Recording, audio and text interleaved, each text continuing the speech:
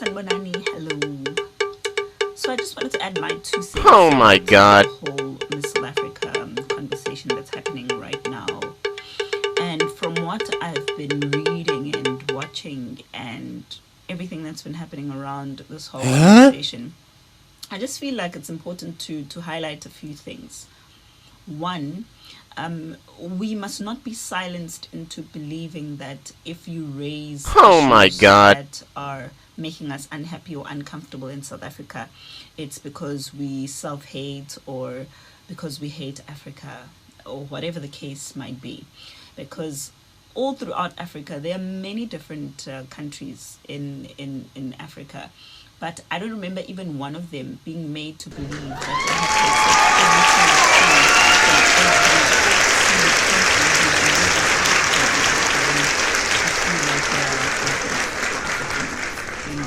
Other countries can enforce their laws and make sure people abide by them, even chasing out people who are not in their countries legally, or walking around and being asked to produce your IDs. For those who've traveled, you'll know that in other African countries, you don't just walk around in jail just by you being black and being African, and you think you have free will to do as you please. It doesn't work like that in a lot of African countries.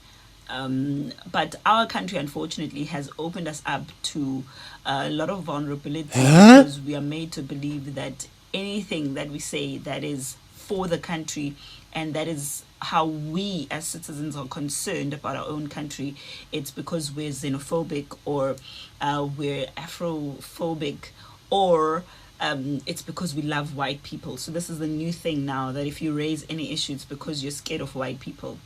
And my question is, the same people that are saying we're scared of white people, blah, blah, are the same people flocking to European countries. So you're saying we must chase Europeans out of South Africa so they can go back to Europe, as some of you always say. And then you're the same people that will go to European countries because now you've made a mess of every single African country and we're supposed to be okay with that. How does that work? It's really confusing for me. And then also, some people will say it's because we've been colonized to believe blah, blah, blah, blah, blah. Listen, there are countries like China and Japan and India. All are in the same continent, that's Asia.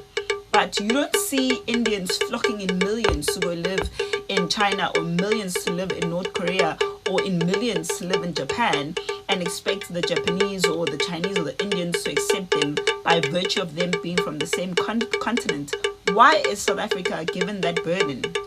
So you're saying to me that Asians hate being Asian because they don't want to allow other Asians to just walk into their countries freely. What is so special about the notion of being black and being allowed to go anywhere you want in Africa, where other countries are not doing that, and they are not self-hating? They are not people who don't love themselves or love white people more. Like, Asians couldn't be bothered by white people, but apparently we're bothered by white people when we try and implement the rule and law in our own country. Guys, South Africa has gone through a lot.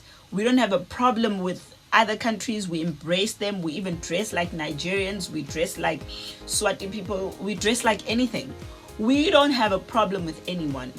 All we ask is for people to be in South Africa legally, and when they're here legally, to behave themselves, to respect the country, to respect its people, to respect the law. That's all that we ask for. Why are we being made to feel bad about it?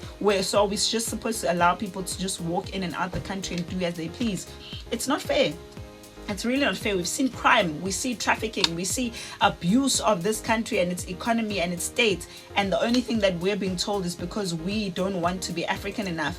No, African unity, if it's a big deal, if it's so important, all the people that want this African unity so badly, why do you need to have the African unity in South Africa? Can you go and have the African unity in any other African country? We don't mind.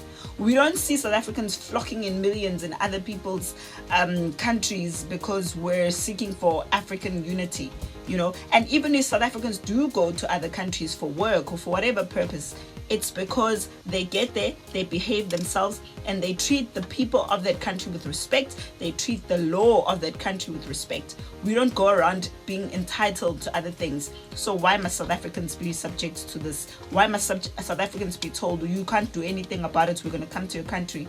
I hope our government does something about this, because the problem started because of our government and the people who work in these departments that allow people to come into the country anyhow. It's time to be patriotic about South Africa. Yes, and hello guys, welcome back to my channel. Now, calling all South Africans Zeno just because they are concerned about certain issues happening in their country. Now, Gayton McKenzie raised a very important point.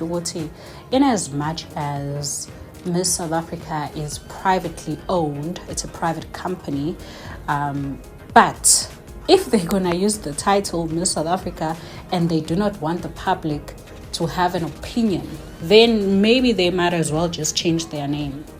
You know, they might as well change the name to Miss South Africa, because once you say Miss South Africa, you are talking about someone who's representing the whole nation, someone who will go out there and talk about our culture, our heritage. Mokhuluma country yethu like Tyler in all her interviews. You guys know that. I think even Black Coffee doesn't talk about South Africa as much as Tyler. You know, so we need people like that to represent us. So when you say you're from South Africa, you must Tyler South Africa, you know. You must Tyler South Africa. And I saw some of you guys saying, this one is another Uncle Waffles. Next thing, when, you know, this person wins, they raise their own flags. They raise the Mozambican flag. They raise the Nigerian flag instead of raising our flag. And I think that's a fair point. That's an important point. You need to know what you stand for. You need to know what you're representing. You need to know what you identify as.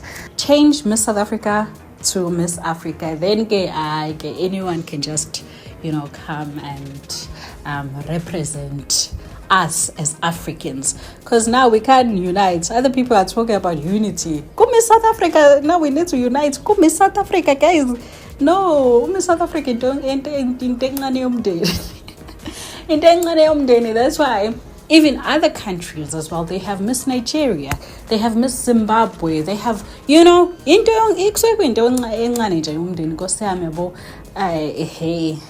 unity singayenza kwezinye izinto, you know, when it comes to our economy, then we can have a unity, not other things. Now,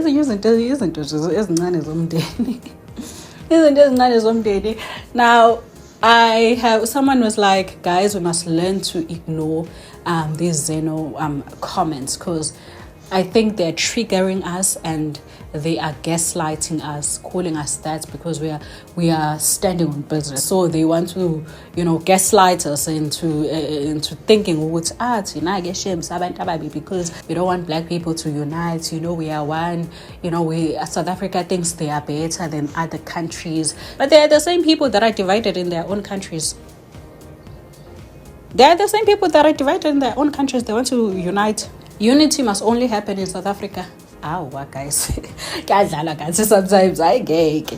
Well, South Africa is a Zeno. Here's the guys. Ibotswana neNamibia babhene ukuthi singasaba thengisela ama vegetables. Imagine if that's what South Africa did to other African countries. And we majority of South Africans understand why they did that. I mean, in the simple njengama veg kube kukhona ama farmers angawenza lama veg lawa South Africa ebanika wona. You understand? So we are happy that Botswana and Namibia, they're standing on business, because we cannot have ama unity. Isn't it silly, guys? Isn't it silly?